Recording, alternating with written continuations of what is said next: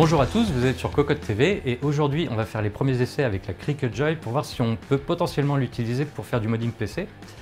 Donc à commencer, on va utiliser la Burning Paste qui va nous permettre théoriquement de faire apparaître des dessins sur du bois. Donc pour ça on va tester d'abord sur du contreplaqué et du hêtre également. Et puis ensuite on a la pâte à dépolir. On va pouvoir comparer ces deux-là, même si je pense qu'on fera les essais essentiellement avec celle-ci. On fera ça sur un verre de ce type-là. Mais avant de lancer l'impression, on va rapidement expliquer comment ça marche. Ici, là, vous voyez une plaque verte. En fait, cette plaque, on va l'utiliser uniquement si on a acheté du vinyle qui n'est pas au bon format. Donc si ce n'est pas au bon format, vous en découpez un morceau, vous placez ça sur la plaque verte et ensuite, ça va permettre l'impression. Mais avec la Joy, on peut également acheter du papier qui sera pile poil au format de la Joy. Et dans ce cas-là, normalement, ça devrait fonctionner sans avoir à utiliser la plaque verte. Et même, normalement, on peut l'utiliser sur toute la longueur. Mais avant de faire des essais, prenons le temps de voir comment on fait pour faire des pochoirs avec une découpeuse vinyle. Alors, évidemment, pour faire des pochoirs, on va avoir besoin de vinyle, comme on l'a vu précédemment. Mais il faut savoir qu'il y a énormément de types de vinyle possibles avec Cricut. Donc, par exemple, là, vous avez un vinyle permanent. Mais nous, on va utiliser celui-ci, qui est le vinyle amovible. Et ensuite, il vous faut également le transfer tape. Donc, c'est une espèce de plastique qu'on va venir coller sur le vinyle une fois qu'il est découpé pour pouvoir récupérer ce qui nous intéresse. Mais vous allez voir, ce sera plus simple en démonstration. Les amis, avant de découvrir le reste de notre vidéo, on vous propose un petit peu de réclame pour GVG Mall, notre partenaire pour les clés Windows, un partenaire qui nous soutient depuis plus de 2 ans et on utilise très régulièrement les clés Windows pour nos machines, on utilise aussi les clés Office. Alors, comment ça fonctionne? On vous montre rapidement, vous allez sur le site GVG Mall, ici vous tapez Windows 10, on prend l'exemple de Windows 10, ensuite hop, petite vidéo ici qui va vous expliquer comment ça fonctionne.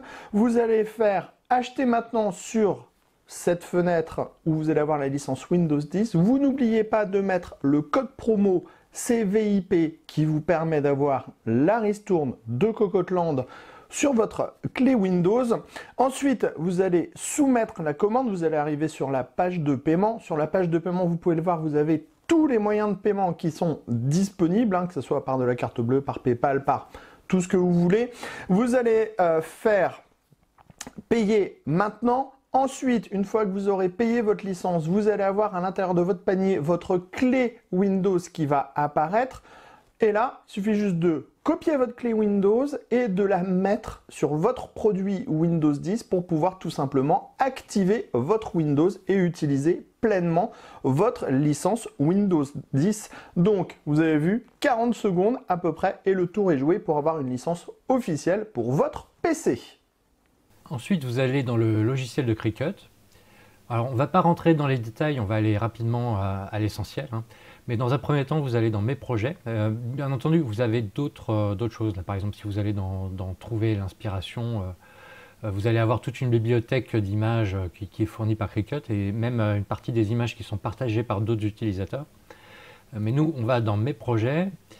Il y a des options qui vont permettre de charger vos propres images, même de les retravailler directement dans le logiciel. Mais nous, on va aller au plus simple, donc c'est celui-là qu'on va imprimer. Alors, j'en profite ici pour faire remarquer que ici, le petit détail, le petit trou qui est dans le A, c'est ça qui va être trop compliqué à imprimer. Là, on est vraiment dans le cas de figure où si on cherche à aller vraiment trop fin, et ben, la machine va être capable de le découper, mais c'est nous qui n'allons pas réussir à le récupérer au moment où on voudra faire notre pochoir. Donc là, c'est un petit peu trop optimiste en gros.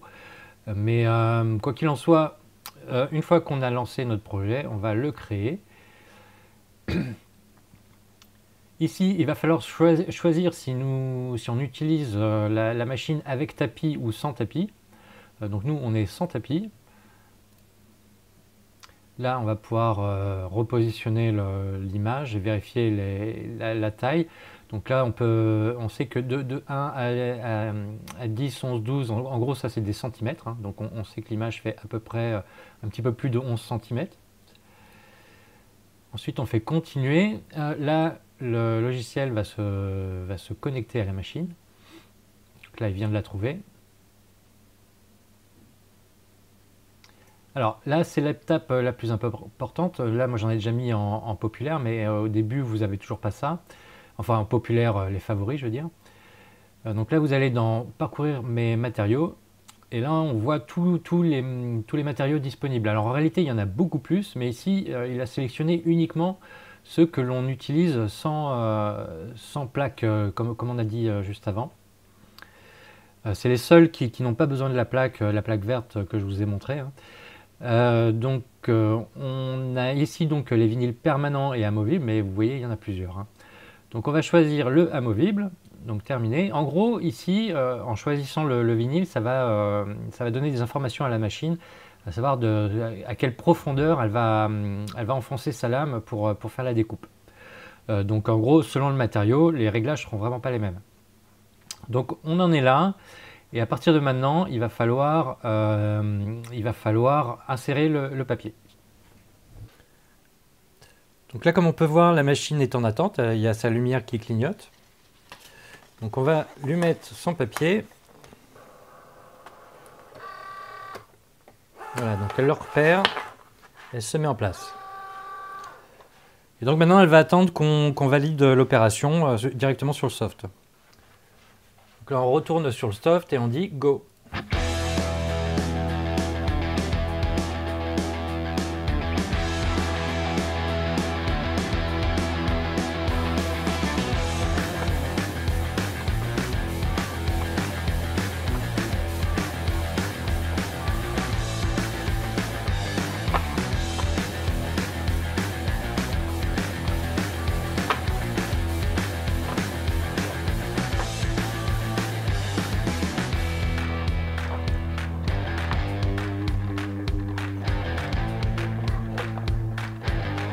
Donc là elle est bien en train de découper, ça se voit vraiment pas à l'image, hein.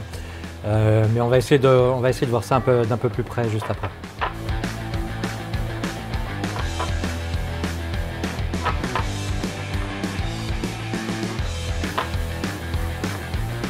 Comme on peut voir, elle arrive à se débrouiller malgré que le papier semble vouloir gêner l'opération, elle s'en sort.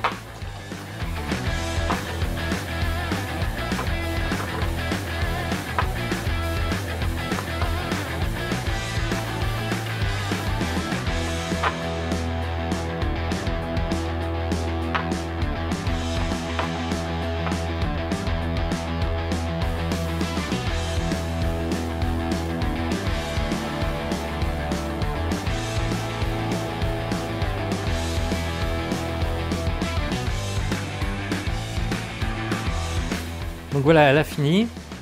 Retour sur le logiciel, là on clique sur décharger. Donc maintenant elle accepte de nous rendre le papier.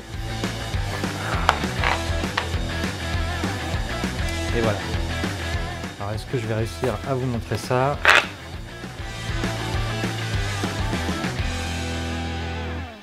Ah, grâce au reflet. Donc je vais poser la caméra et on revient. Donc maintenant qu'on a notre vinyle, on va commencer par le découper.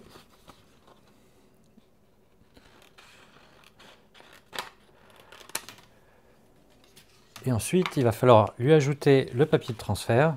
Donc ça doit être à peu près ça en taille.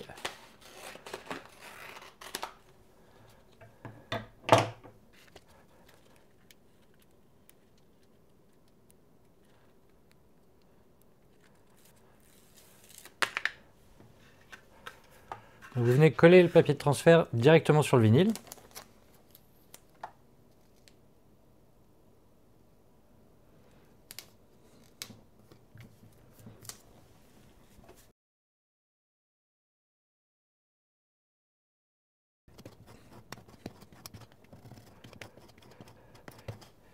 Et à partir de là, il va falloir transférer le vinyle sur le papier de transfert. Donc on vient retirer l'espèce de plastique dur qui est en dessous. Bon, vu la configuration, je pense que je vais d'abord essayer de tout retirer. Et ensuite, quand j'aurai tout sur le papier de transfert, j'irai retirer exactement ce qui m'intéresse. Donc c'est parti.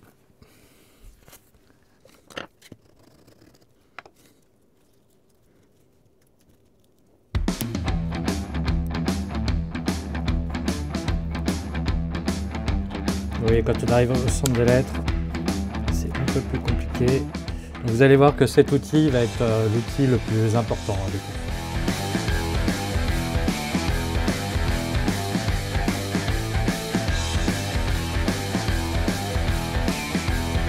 Parfois on aura des petits morceaux comme ça qui vont nous rester.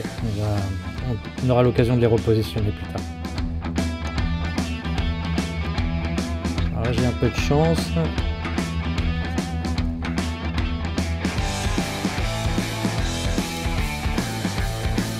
Alors ça se décolle pas toujours aussi bien.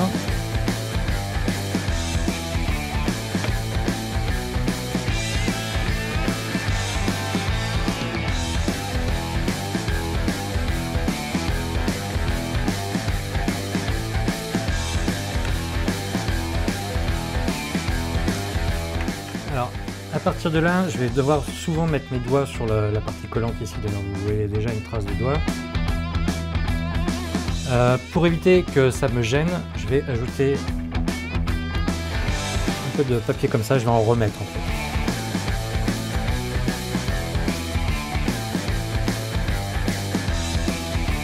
Je vais le mettre sur les doigts.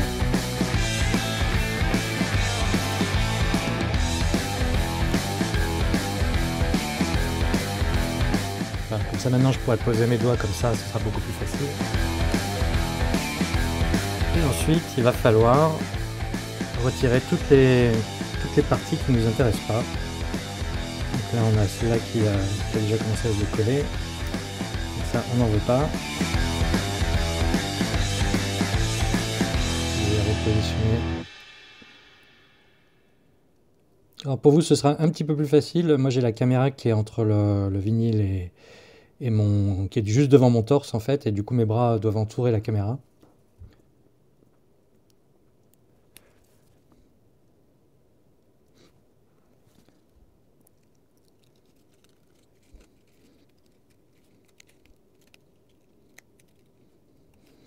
Comme vous pouvez voir, hein, parfois il faut venir aider un peu.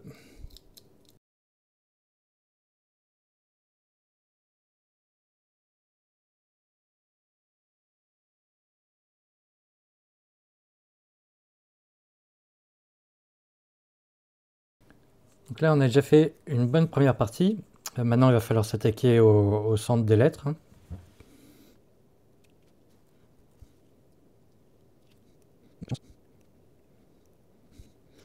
Bon alors là, avec la caméra au milieu, ça va être un peu plus compliqué. Ouais, la pince, elle pince pas assez. Je reviens. On va utiliser les grands moyens avec une pince à épiler. Voilà.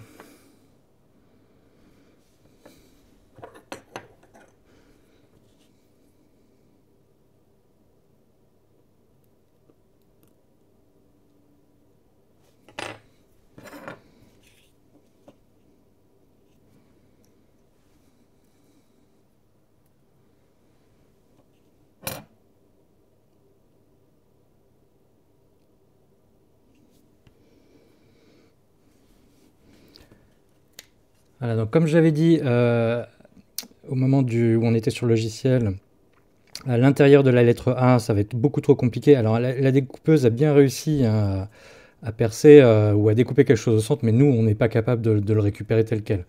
Donc on va pas se prendre la tête, on va retirer.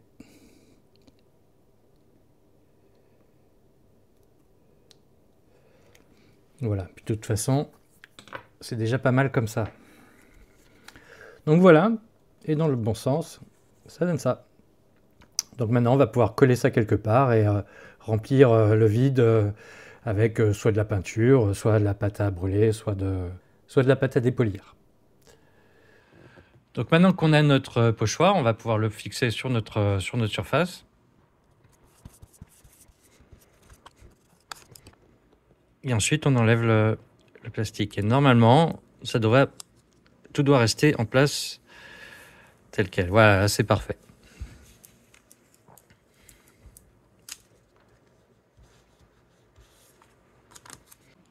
Donc à partir de maintenant, on va appliquer la pâte à brûler dessus. Donc normalement, on fait ça avec une spatule en silicone, mais nous, on n'en a pas, donc on va utiliser une carte. Ça devrait faire le job.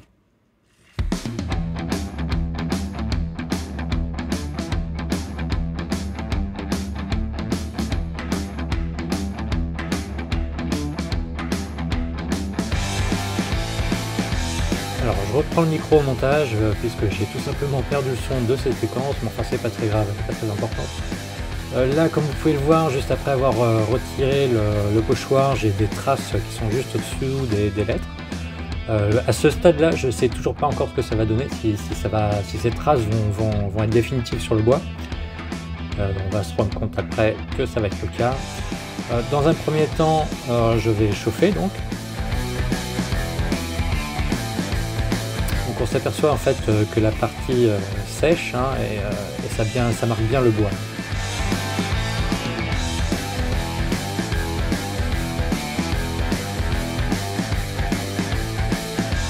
Donc ensuite, au moment du séchage, un petit peu après, je vais me rendre compte que j'ai pas correctement retiré le vinyle. Hein, je l'ai fait un petit peu avec mes gros doigts, ce qui a fait qu'il y a des endroits où mes doigts ont étalé un petit peu la pâte à brûler. Et finalement, tous ces petits détails vont se voir. Alors entre les traces du bas plus les endroits où j'ai étalé avec mon doigt, c'est vraiment définitif. Donc pour les prochains essais, il va falloir être un petit peu plus précis. Alors le résultat est plutôt correct, hein, hormis les endroits où il y a des erreurs d'application. Finalement, c'est plutôt net. Par contre, défaut, c'est qu'on ne sait pas du tout la couleur attendue. Là, on a une couleur qui est plutôt dans les teintes rouge-orange. Et très franchement, c'était plutôt du noir qu'on espérait. Alors, quelqu'un m'a fait une suggestion, m'a suggéré de voir ce qui se passait si je poussais le chauffage un peu plus loin. Donc, qu'est-ce qui se passe si j'insiste avec le fer à air chaud? Et voilà ce que ça donne si on insiste trop. On a bien la couleur du lettrage qui a bien noirci, mais en fait on a également abîmé le bois. Alors est-ce qu'il fallait un meilleur timing? Je sais pas. Alors on recommence avec le hêtre, mais cette fois on a mieux protégé le bois et surtout on a prévu une pince à épiler pour pouvoir retirer le vinyle plus proprement.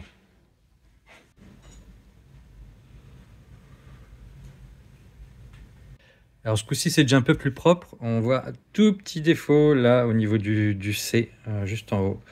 Mais dans l'ensemble il y a du progrès quoi. Donc c'est parti, on va chauffer ça.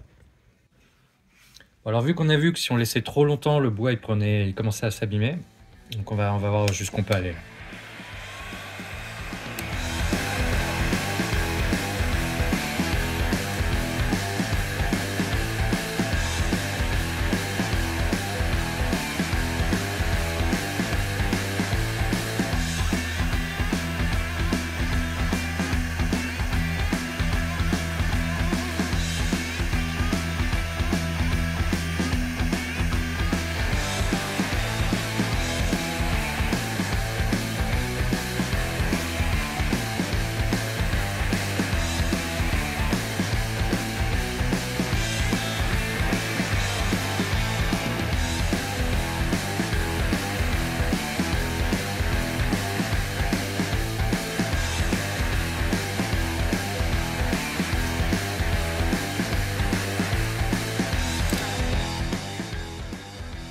Bon, on s'est arrêté là tout simplement parce qu'on a vu que l'être buvait le liquide et ça a pas mal débordé sur les bords ici.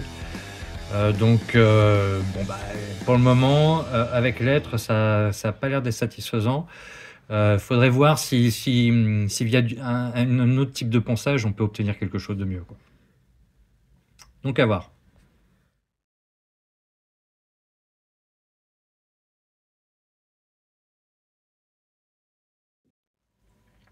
On va enchaîner sur le test de la pâte à dépolir et déjà je peux déjà vous dire qu'au moment où il va falloir retirer la partie dure qui est en dessous, les parties ici vont être un peu plus difficiles à retirer. Il va falloir faire attention à ce moment-là.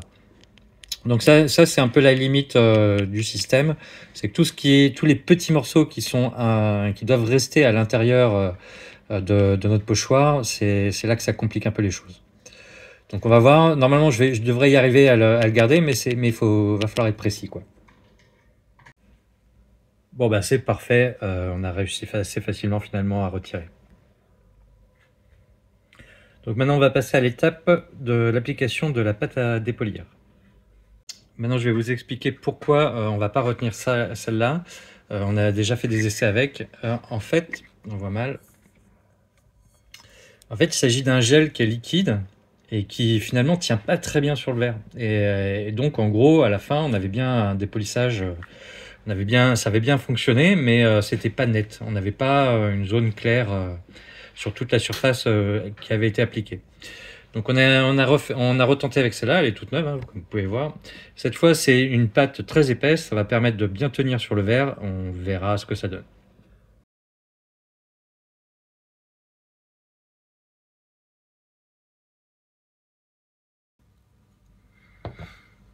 Comme on peut voir, ça se place très bien.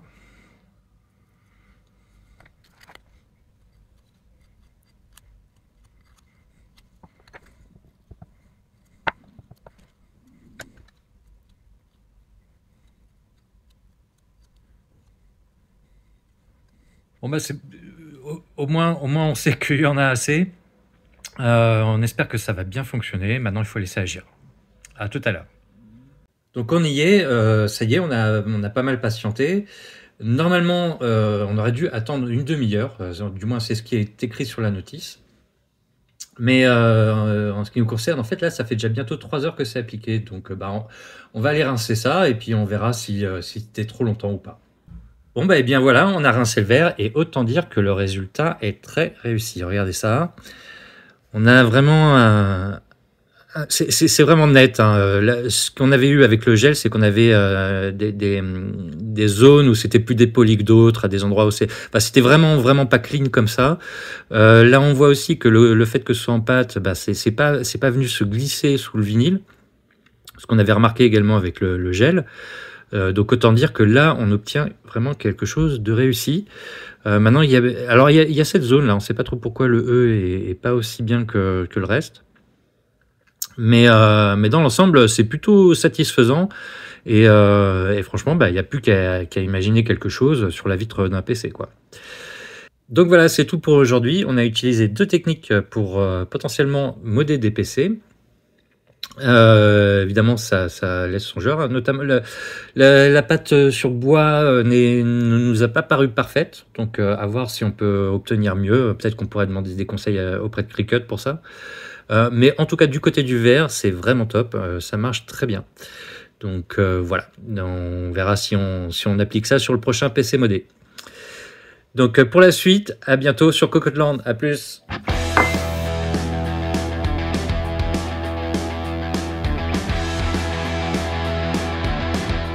Et avant de terminer la vidéo, on va aller faire un petit tour de l'atelier et voir un petit peu comment ça a avancé. Et puisqu'on en est là, je vous montre un petit peu l'envers du décor. Voilà où j'ai travaillé avec l'appareil photo qui était juste ici sur le bureau. Alors je vous montre un petit truc, c'est juste en dessous. C'est la scie à chantourner que je viens de recevoir, hein, qui va me permettre de faire quelques petits tests d'ici quelques jours. L'idée étant de voir si on peut se servir d'une découpeuse vinyle pour tout ce qui est travail de chantournage. Alors je sais pas si on dit chantournage d'ailleurs, hein. Si vous avez la réponse, vous me direz ça en commentaire.